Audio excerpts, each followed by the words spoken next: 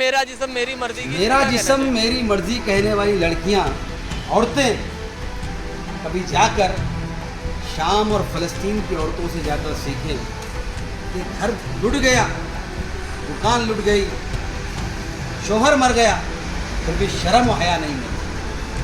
उनसे सबक सीखना चाहिए यहाँ की औरतों को, बर्र फ़कीर की खास करके, और ख़ास करके वो पाकिस्तान की औरतें, बेशरम और बेहया औरतें जो दुनिया में बेहयाई और फाशी फैला रही हैं।